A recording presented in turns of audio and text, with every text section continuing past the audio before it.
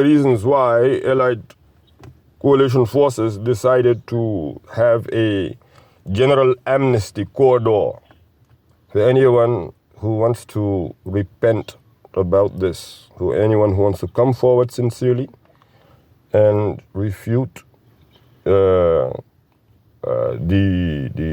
claims, and giving the safe passage to national dialogue about the matter. There's a reason for that. And that's why people have to be very careful. Look at it this way. It is a spiritual warfare. You know now for a fact that we actually had to take ostracism on a Quranic institution. We had to take the Hafiz school and the demeanor that was given to the Hafiz school as a result of us refuting that to have been the greatest miracle. First of all, we have to know that. This was Allah subhanahu wa ta'ala back then telling us that the Quran was your way. You had to hold on to it. But then you had to accept. And what I mentioned earlier, how is it that a woman tells her husband that another man who is her sheikh is going to split her husband like a banana, just because of the fact that he does not believe that what he saw is an actual miracle? It's not like, when they claimed that that was a miracle, I totally said, rubbish, nonsense. I will never go to visit it. I will never go to see it. I actually went in there and I looked at it, and I'm sorry, but I know how to spell Allah's name. And I said, if this really is from Allah, then he misspelled his name. Unfortunately, I did have that, and I said, this is ridiculous. Now, because of that, you're telling me that your sheikh who's in Pakistan is capable of splitting yours truly. You understand? So you also have spiritual, that has to be some type of a, and it's not as if, my family was born into, like their parents were. No. My wife, her father was not. Her mother was not. You understand? But the point of the matter is, even as you go on, you come to realize that after all of this time, the same stand taken 21 years ago, why he could not come over here, this is coming up now. Why is he unable to speak a language of the people that they can understand? This is also clear now. Why are these practices, why are so many books off limits to younger people? Futuhu Muhammadiyah, Risala Ruhi. You didn't read these books. Your generation were not allowed to read those books. Correct? So these type of things going on. So, and by the way, what you said earlier about the dreams, this is actually becoming a reality. So now we have the spells that they were given. We also have prescriptions for shadows that could walk around on your behalf. And then we also have the blowing of the knots. And now I think there is another element that has to be taken into consideration when you talk of the spiritual concept, magic and sorcery and this type of thing, is that those who really know and are fully practicing of this magic and sorcery, right? Which we can't, we definitely, under the circumstances, there's all of this. And then you mentioned the dreams that he had some capacity with dreams. And that, I'm going to say firsthand, I will tell you is accurate. I mean, I'm going to be honest with you. We actually fought him in the dreams. I will tell you that too. I have 2 accounts where I personally witnessed myself. One of them, and you would not believe it, and I would not repeat it. But when I first had to get my hands on the poems that I was getting my hands on under the circumstances, she actually came to me. She had to come to me and said that he is seeing you in a dream. She said that. She came to me after I read Ahlul Badr. This is a qasida of G.Amnestly Bamba. And I have my own, I'm going to explain something. I'm not, going to tell somebody that Sufi is nonsense.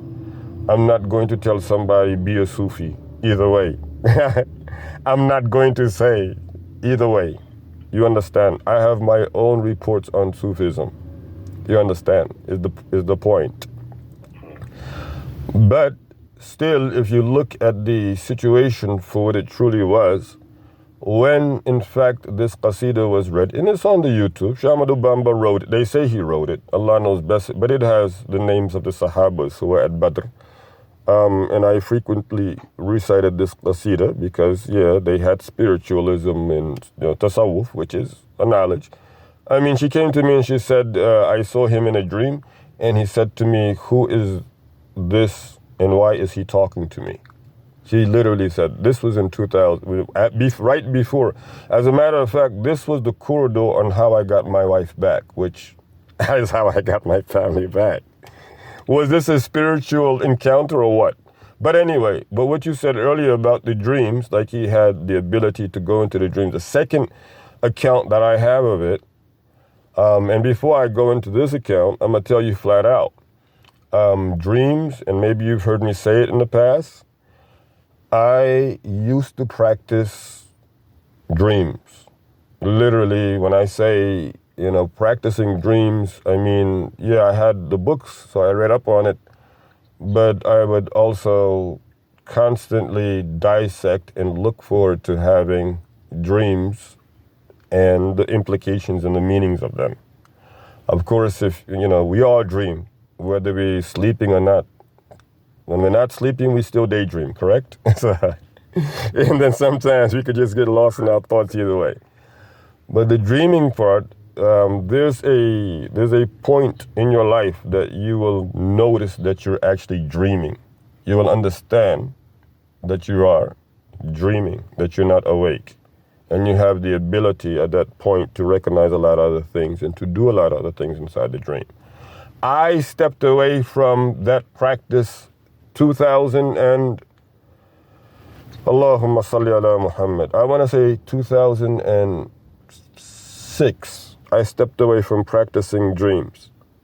Now I know some of the students of the Holy Quran were doing it. Like they used to like to sleep so they can, have a lot of dreams. I wasn't. And my reason for not doing that was, again, I would rather have it when I was actually awake than when I was asleep. You understand? But that's again, aside from the point. If you have all these different components, do realize it's a spiritual battle. You have a spiritual battle on your hands. And those who are practicing it will not give it up without a fight. A lot of necks will be, so everybody has to be very, very careful, to proceed with, caution. Also be very diligent. This is a very serious matter. Be very civil and professional. It's very sentimental. People have, spells on them, or people have a hex on them. It's not going to be easy for the one who placed the hex or the one who's involved in this to relinquish power that simply. So you have to be very careful. Understand that there are those who perform ruqya with a lot of force. If you look them up, they're giving ruqya shar'iyya and they're yelling and they're screaming the ayahs into a person. Be careful with that. Be very careful with that. That is not dua. that the practice of the junta is. What we do is we would rather do it in a very systematic form. You have to be very smart about it. This is the reality of the matter. But again, a lot of people's necks, are on the line. If indeed, it blows up. If that makes sense. So if that does make sense, I mean, a lot of people's lives are on the line. Just take into consideration, this is the last point I'm going to mention to you, that he did see us African American as being impure, and that we needed to be purified with his blood, and that's what he did. He actually got a lot of young girls into his young blood or whatever, or into his elderly blood. I don't know which one really but to make a long story short, when it does explode, I mean, his own family is left as lamb. You understand? His own blood family is left as lamb, and this blood family that he has, they are actually within their own little realm, and they're not going to. I mean, I think now that would be very interesting. It would be very interesting, but I would still encourage caution. What do you say? Caution as to their family? How we approach them has to be very, very, very. We have to proceed with caution. We do not want. Oh yeah, because I do feel as though now that you mentioned, I do feel as though if you try to get, or to question these people, because they do have these spells and these hexes in their arsenal, they won't hesitate to try to put something on you.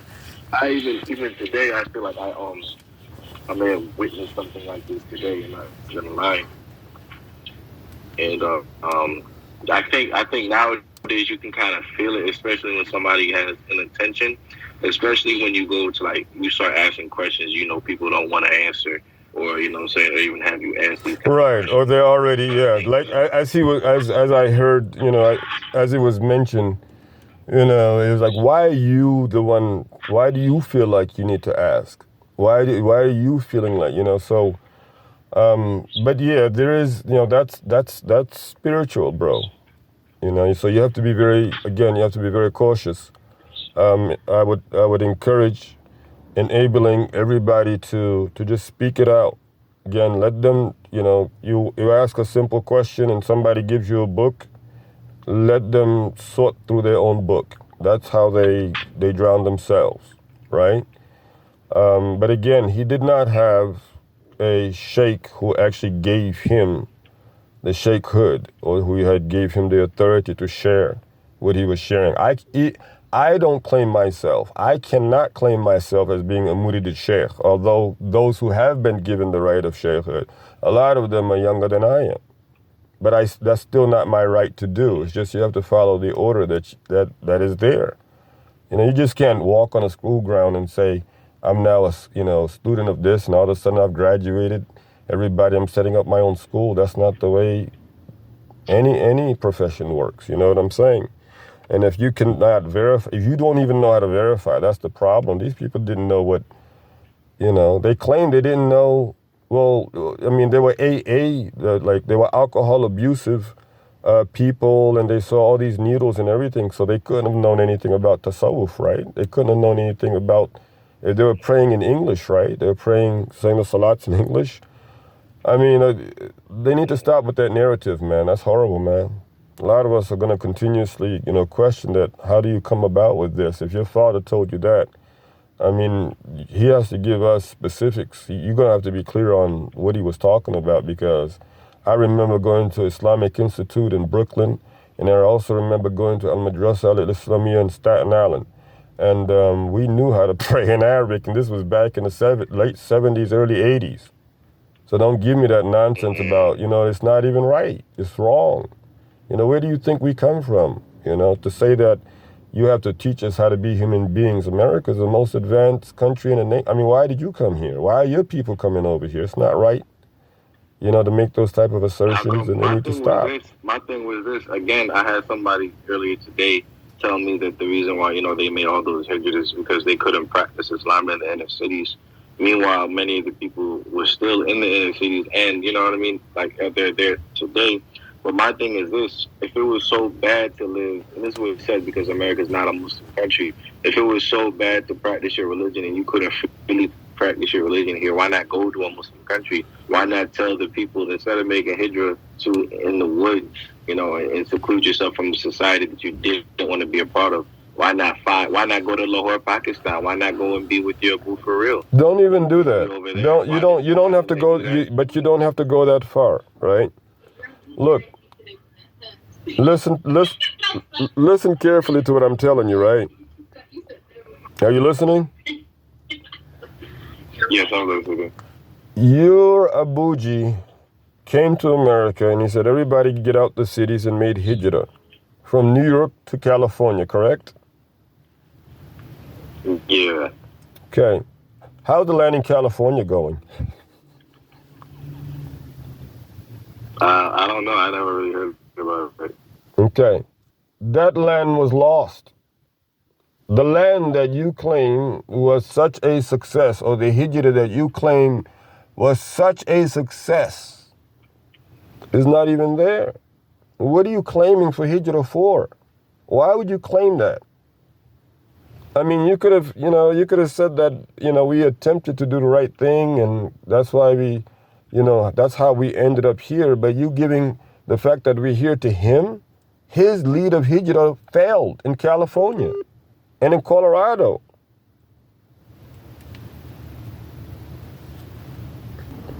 وصلى الله على محمد وعلى آله وصحبه وسلم.